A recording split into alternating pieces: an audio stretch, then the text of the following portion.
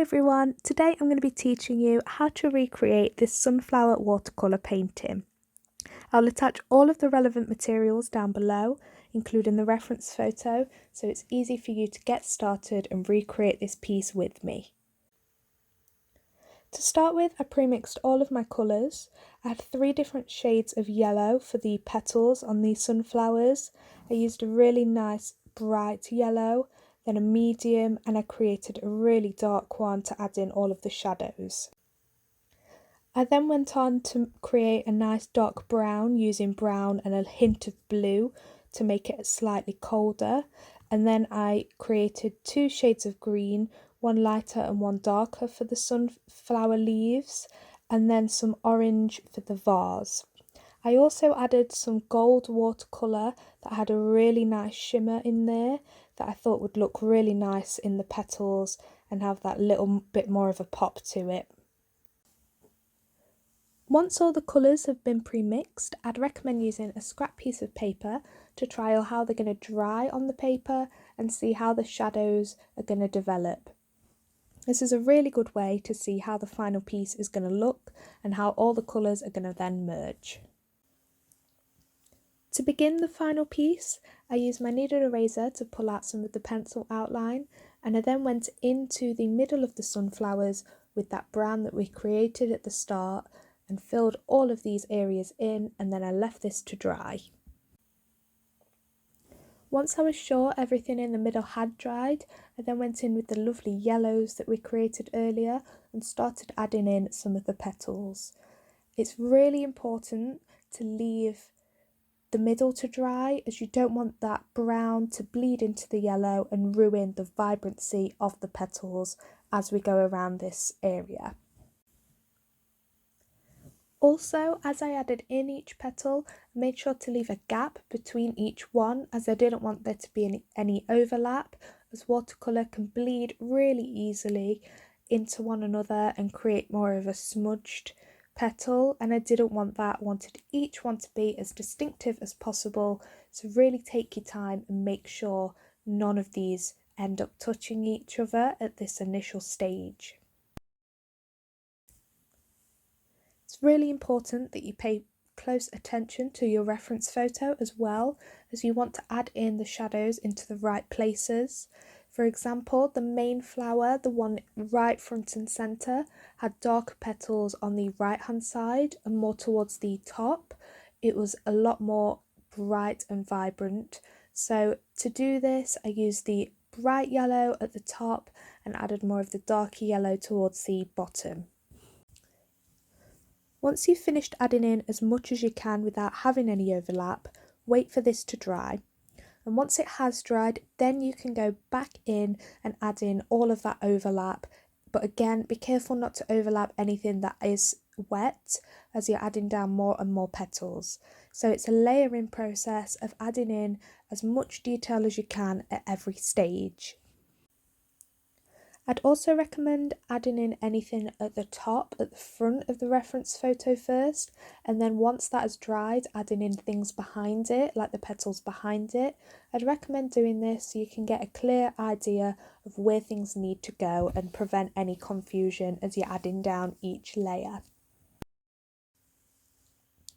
Once you're happy with the petals, you can then go in with the greens and start adding in some of the leaves. Paying close attention to the reference photo, you can see where more shadows are needed, particularly underneath the sunflowers.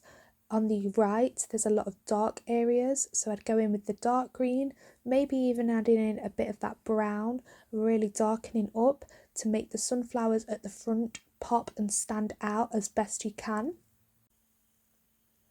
If you're unsure about where some of these shadows need to go, feel free to add a combination of the light and the dark green, as it doesn't really matter. This is an expressive piece and you want to still have fun with it.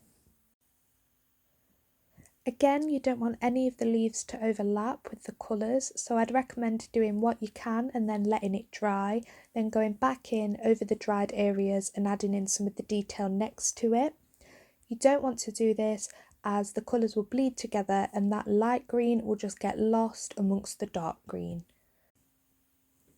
When adding in the vase, I used that orange colour we mixed at the start. I put this down in all of the sections of the vase, section at a time. To create the vase, I did the bottom area first and put in all of that orange we created at the start, and then bled in some of that brown into the left, and then blended it out into the right. The best way to create a nice natural blend is to dot in a little bit of that darker colour, in this instance the brown. So I put this, like I said, into the left, cleaned my brush, and then use the now clean brush to blend the two colours together by just dotting between the two, and this will help create a nice natural blend.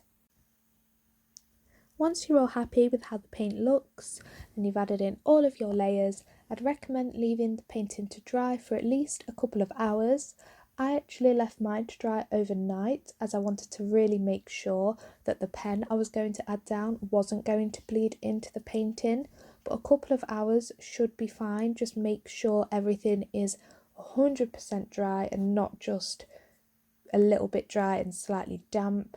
You really want to make sure it is dry for adding down the pen. And once I was satisfied with that, I went in with a 0.2 fine tip pen and added down some of the outline for the petals, the middle of the sunflower, the leaves, and kind of separated everything, and this meant everything looked more defined but still complete as a piece.